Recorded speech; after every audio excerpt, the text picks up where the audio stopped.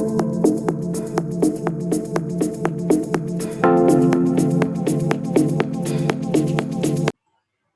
day, ladies and gentlemen. Welcome to another episode of CoinNewsExtra interview session, a program where we invite innovators, stakeholders, researchers to come air their mind at the state of the ecosystem. So today we'll be talking about stablecoin and DeFi, the way forward. So we see what is happening in the crypto space, and a lot of things are happening. So we want to see the buzzword for DeFi, the way forward for it. And we have a great innovators and researchers who are joining us today to talk about this. Let me first of all introduce Professor Carsten Bartsch, who is the co-founder of Vesto. Carsten, you're welcome to CoinNewsExtra. Well, thanks. Thanks for having us on the show. We're proud to be with you, and obviously happy to have a chance to share our experiences with stablecoin DeFi and to introduce the Vesto solution. Mm-hmm. Yeah, it's our pleasure to have you. It's our pleasure. So let me introduce a second person joining Prof to talk about this amazing topic. I have with me Wolfgang, who's also a co-founder of Vesto. Thank you for joining us, Wolfgang. Thanks for having me. Well, thanks for having us. Yeah, it's our pleasure. So let's, before we move to the topic of the day, I would like to get a brief about your background. Let me start with you, Wolfgang. A brief about you. Well, brief about me. I spent pretty much all of my life in consulting and retired in 2019 as a global managing director and a partner with Accenture. And then I'm from day one a co-founder of Vesto, looking after strategy and a bit about architecture. And this pretty well includes my previous life experience working with large-scale financial institutions. So that's about me. And that's very nice. You have a good background. Let me hear from you, Carsten. Well, I always say I have my three lives. One life is, as you can see from my title, is an academic life, being originally a professor for marketing and strategy who has been moving into more digital applications in the past 10 years with a special focus on banking and complex services, which is also my second life, being involved in consulting with regards to digital transformation, digital business modeling. And yeah, the third life is the life that I'm sharing together with Wolfgang, and no, don't get us wrong, but is the life that we are sharing with Vesto, with the Silicon Valley-based company that we've both been on board with. Wolfgang a little longer than I have. I've been on board for about a year and a half. Wolfgang, you more than 2. And yeah, it's been an interesting journey so far. That's very nice to know. That's very nice. And thank you once again for joining us today. So let's go straight to the topic of the day. So we are looking at DeFi. DeFi seems to be a buzzword all of us know today. So what could you say about DeFi? Let me start with you, Carsten.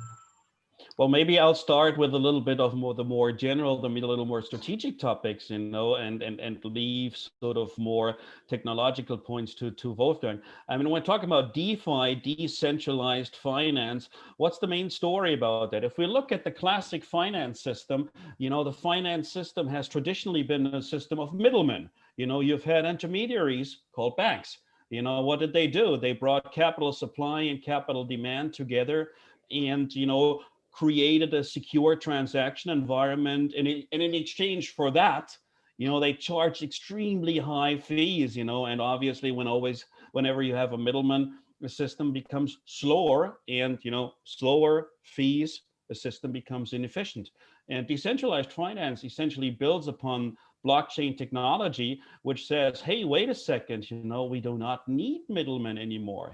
We can have market players interact directly with each other. We can have smart contracts that are automatically being executed, for example. So what I can do is I can increase the speed of financial transactions. I can cut the cost because I don't have the intermediaries' profits anymore. And last but not least, I have also a very inclusive financial system, because let's not forget, we have about 2.4 billion unbanked and underbanked people in the world. That is 1/3 of mankind.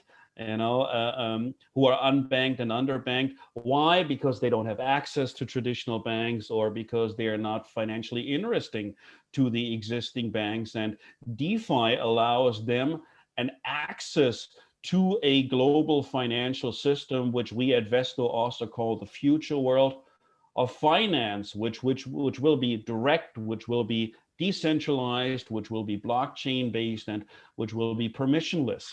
And so when we look at that, I think we see that there's way more to DeFi than it being a buzzword, but that it can really revolutionize the whole way how the financial system of the world is working. And as one of our guests in our weekly Vesto show said last week, DeFi and blockchain really provide the chance to make our societies better. And this is also what Mark Cuban said last week when he said, DeFi and blockchain are going to be changing the world. So yeah, we're happy to be a part of that ecosystem. Interesting. When you were talking, you made mention about the underbanked and the unbanked. That's a very high number. So talking about DeFi and what you can do, let's see. There have been some issues that made them to be unbanked and underbanked. So let me come to you, Wolfgang. Do you think the recent mechanism on which DeFi work is perfect? Does it need any modification so that these people that are underbanked or unbanked could be involved? Well, that is actually two questions embedded into one. I mean, or maybe even more. I mean, number one, Carsten mentioned. Wolfgang knows those questions from me when I asked him in our Vesto show. So that's I mean, the biggest lie on the planet is if an academic, a professor tells you, "Let me briefly explain." I mean, Carsten mentioned many of the topics. So DeFi is built on the blockchain. In our case, it's built on the Ethereum blockchain. And we use smart contracts. We use smart contracts, which are neither smart nor legally contracts, but are pieces of code that run on the Ethereum networks, on a distributed network. And it is called a contract because the program running on that Ethereum network can control valuable things like regulated stablecoins that Vesto has embedded, or any other digital assets. So it rather refers to immutable computer programs running on this global computer.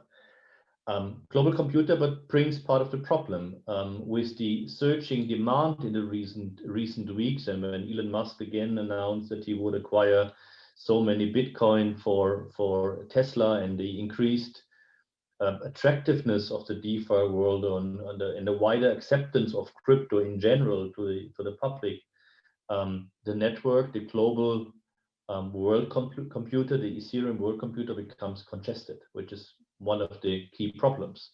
So in order to get your transactions through it, the prices for computing your transaction, the gas fees, are simply increasing, and often they are in no reasonable relationship to the value of the transaction. That might be fine to prioritize your transaction if you're processing, let's say, thousands or tens of thousands of value. But if you're processing a simple unbanked, underbanked international remittance on average $200, $250, that's not reasonable. So this is one of the key problems, how I see that the mechanics need to improve. We need to find ways to guarantee maybe even sub-second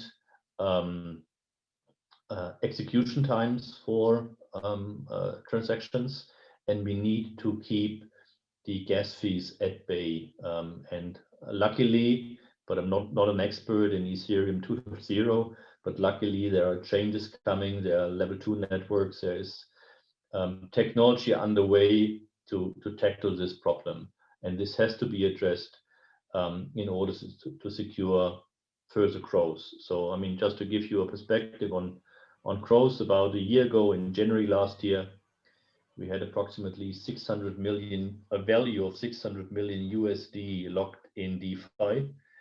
12 months later, this year, January, it was 34 billion already and last month it was about 40 billion. So it's growing exponentially. That makes the network congested, makes gas fees unattractive for the underbanked and unbanked for the poor. And this is, in my view, something we urgently need to address. Okay, thank you for that. Let me stay with you, Wolfgang. Let's look at this direction. Stablecoin. Let's have a discussion around stablecoin. We know what it does, and also does stablecoin have a role to play in the DeFi sector? Just briefly. What rules they have in the DeFi space? What role is going to play in the DeFi space? Yeah. Well, I mean, for me, it's the ideal, let's say, entry currency to get into crypto in general. Because if you're learning, if you're new to crypto, yes, at the moment, Bitcoin only knows one direction, which is north, primarily. But for the unbanked and underbanked, you do not want to go into something that has a certain threshold of volatility. Stablecoin, by definitions, are pegged one-to-one against an underlying fiat currency, let's say the US dollar. They're placed into a protocol called DeFi and into a smart contract that handles this. And the interest rate in that protocol is automatically, algorithmically determined with a balance between supply and demand. So it's a fair, transparent, equitable way of setting up the basics of money markets, I would say. And I think this is really where you have to differentiate when looking at cryptocurrencies. You can look at cryptocurrencies for an investment, from a speculation point of view. Obviously, this is where the ongoing developments in the Bitcoin market, for example, are highly interesting. But we've also seen, quite a bit of volatility lately, despite the general, upswing of Bitcoin. Well, if you do DeFi, what you need a currency as an infrastructure, and in this infrastructure, you obviously want to, minimize as much as possible volatility risks. And as Wolfgang was saying, the stablecoin is pegged one-to-one to a fiat currency, in most cases to the US dollar. Like, for example, at Vesto, we're using DAI, we're using USDC, and different kinds of protocols of stablecoin. Okay. But that is that platform, that infrastructure. Okay, Professor Carsten, let me stay with you. We're talking about DeFi. We've been able to look briefly into stablecoin. So Vesto plays a role in the DeFi sector. How does it perform those roles? Well, what we do is we call ourselves the machine room of crypto banking. In other words, we provide two banks, two financial service providers, what we call containerized solution, a turnkey plug and play solution in which every player who wants to become active in DeFi and sort of needs technological access to that can use our containerized solution and become active within 2 weeks. In other words, we provide a self-sustaining ecosystem with our own KYC approach, with our own AML approach, with a multi-sig wallet of our own, including a deposit insurance, which is backed by our partner from CoinCover. In other words, Lloyd's of London backed insurances of your deposits. So we provide you all the basic functionalities that you need in order to enter a DeFi world. We can have, payments, withdrawals, transfers. We have the wallet, and all of that is ready to be used by any bank or other financial service partner to be white labeled by them. In other words, they can put their colors and their logo on top of that. Plus, the Vesto container also provides, well, the innovation garage opportunity for the bank, because, or whoever is our customer and using it, because they can build their own cryptocurrency product or service innovation on top of our self-sustaining platform. So it is the easiest approach into into crypto banking that any partner who wants to do that could possibly get. Interesting. That's very nice. It has really been an amazing Maybe Wolfgang, time. you want to add a little something to that? Obviously this was the chief marketing officer speaking. Yeah, but I mean, you covered it nicely. Vesto is, let's say, the kickstart asset to get going very, very quickly. I think compared to classical in-house build, we have at least an advantage of, let's say, 3 months to be fully up and running compared to 18 to 24 months. That's maybe one important element. So we enable the banks to get up to speed with basic crypto services. Day one, Carsten mentioned the innovation garage, and that basically means we decouple the legacy IT, slow changing legacy IT, typically on, let's say, IBM mainframes, from the innovation IT that could be run on a cloud-based Vesto architecture stack, which of course is much more agile, much quicker. You can try elements and retire ideas that didn't work out. So I think that's an additional element. Yeah, it has very nice. It has really been an amazing time out with two great innovators and researchers, Professor Carsten, Bartsch, and Wolfgang Decker. So finally, before we draw the curtain on today's episode of CoinNewsExtra interview session, I would like to get your opinions, your closing remarks on this. Let me start with you, Wolfgang. What's your closing remark? Well, I mean, crypto banking services in general offer key advantages over current traditional financial products: transparency in the movement of funds and the underlying smart contracts. Efficient pricing. Pricing will be subject to market demand, supply and demand. Much easier access for users, increased platform speed, flexibility, compared to, let's say, an interbank transaction that takes 4 days. A blockchain transaction takes a few seconds. Censorship resistance, immutability. So in summary, I think the future world of banking will be an equitable, fair, transparent infrastructure, and Vesto is here to change this and define this once and forever. Yeah, thank you. Just 1 minute, Professor Carsten. Yeah, maybe let me add a little something to that. I mean, intermediaries are always bad. You always just need intermediaries when, markets are imperfect. Now, based on internet services, supply and demand can get together more easily. So we do not need the intermediaries anymore. They're just, they're just costing money and they're just costing time. So yeah, the future world of finance is going to be permissionless, decentralized, and let's hope with Vesto in the middle as the main machine room for the world of DeFi and for the future world of finance. Yeah, thank you very much. Thank you, Professor, for joining us today. Thank you. Thank you for having us. Thank you, Wolfgang. Thank you. It's our pleasure to have you guys. Thank you.